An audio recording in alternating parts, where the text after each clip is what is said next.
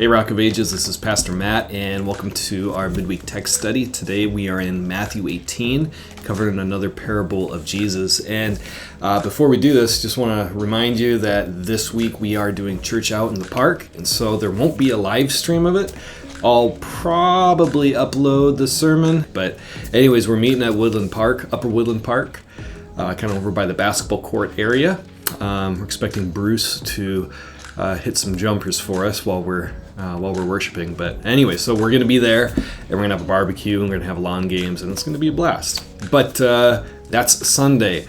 This day, we're looking at Matthew 18, which we'll look more fully at on Sunday. But it begins with Peter asking Jesus a question. Peter asks Jesus, "Lord, how often is my brother going to sin against me and I have to forgive him? Is it as often as many as 7 times? And Peter is probably quoting a common teaching at this point among the Pharisees that you had to forgive your brother 3 times. But if you get to the 4th time, no forgiveness. You don't need to do it. And Peter apparently has been around Jesus for a bit, and he knows that Jesus is pretty forgiving dude, and so he says he's probably not going to be okay with 4, probably not 5, maybe 6, but surely not 7. But then Jesus says to him, actually, no, it's not 7. And Peter's thinking, 8?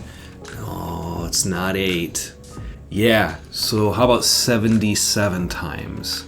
Or some translations say 70 times 7. And by the way, Jesus isn't saying, okay, once you hit, 78 times, you don't have to forgive anymore. He's just exaggerating. He's saying there isn't really going to be a limit to how much you're going to need to forgive your brother. And then he launches into this parable. Jesus says, therefore, the kingdom of heaven may be compared to a king who wished to settle accounts with his servants. And when he began to settle, one was brought to him who owed him 10,000 talents. And by the way, talents, it's a unit of weight measurement. And what's likely in view here is silver or maybe even gold. And, you think, okay, well, how much is this unit of weight? Well, it would equal somewhere around like 60 million ordinary workers' days' wages. And in today's money, that might be something like $12 billion if you take $25 an hour at Dick's Drive-In as kind of a basis for an ordinary day's worker's wage. So $12 billion is how much this guy owes the king. It's like that old thing when you've probably heard someone say, if you owe the bank $100, that's your problem. The bank's going to hunt you down until they get that $100, and you're going to have to pay them. But if you owe the bank $100 million, well, that's the bank's problem. This king, they had no business letting this guy owe him that much money. And so we kind of got to look at the king and be like, you silly goose. But anyways, so verse 25 comes, and the master orders him to pay it, but he can't do it. And so he said, oh, okay, tell you what, if you can't pay me, I'm going to sell you. I'm going to sell your wife, your children, and all that you have, and I'm just going to get what I can out of you. And the servant predictably does what we would all probably do here. He falls on his knees and he implores him, have patience with me. We'll come back to this. And I'll pay you everything. Which is, it's just absolutely ridiculous thing for him to say. How are you going to pay back $12 billion, man? I mean, come on. Now, the king looks at him and says that he has pity on him. The word that's being used here is splagnidzomai. It's this word, it's like where your kidneys are getting all twisted up inside. The king has this for this guy, and he decides, okay, well, I'm going to release you of your debt. I'm going to forgive you your debt. But then we're thinking, okay, well, good. This is going to be a teaching about how God has forgiven us all of our sins. And that's what Jesus is talking about. He is talking about that. But that's not the main thing he's talking about. Because remember, Peter is wondering about how often he needs to forgive his brother. The story goes on.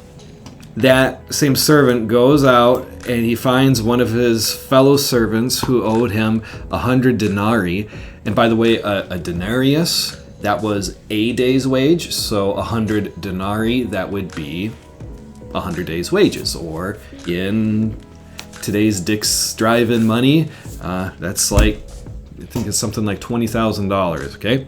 So the servant goes out, he finds a servant who owes him 100 denarii, and he seizes him and he begins to choke him, saying, "You better pay what you owe, or else you're gonna die."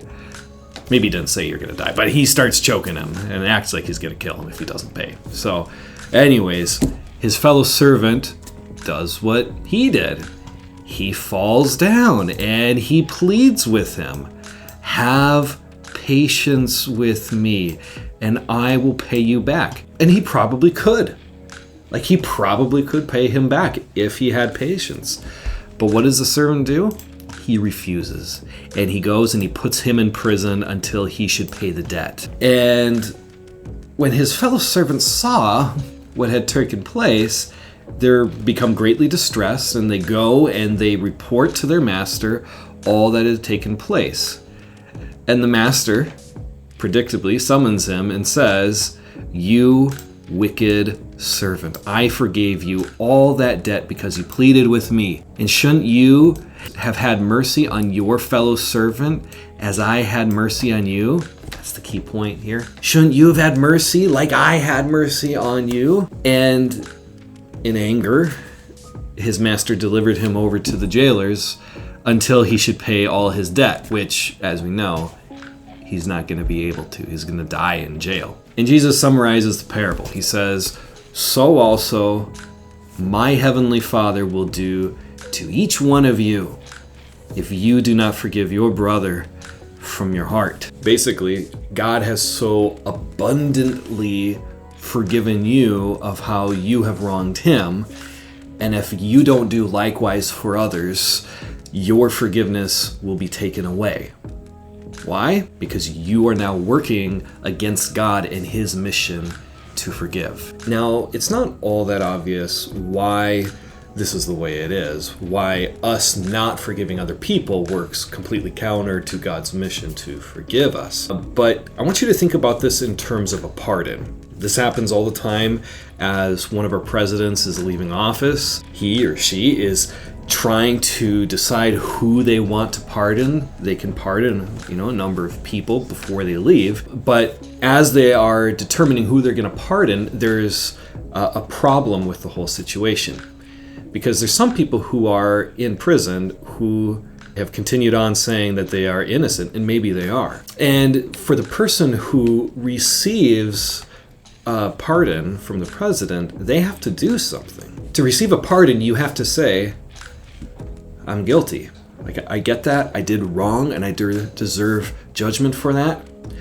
But I believe the world would be a better place if there was some forgiveness and mercy in it. And by the way, I need it. So could I have it?" That's what's happening when you receive a pardon.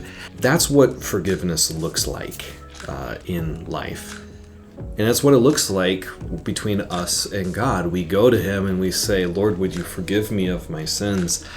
I know I don't deserve it, but I really need it. And I know that you love me and you're willing to do whatever it takes for me to be with you.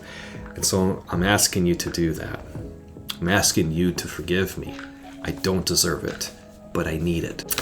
And for this man in our parable to receive grace like that, to receive mercy like that, forgiveness like that, and to then immediately go out and hound this guy who has wronged him rather than offering forgiveness to him is wrong. For him to hear this man plead for his life, "Have patience with me," and to then even still say, "No, you're going to prison until you pay me back what you owe me.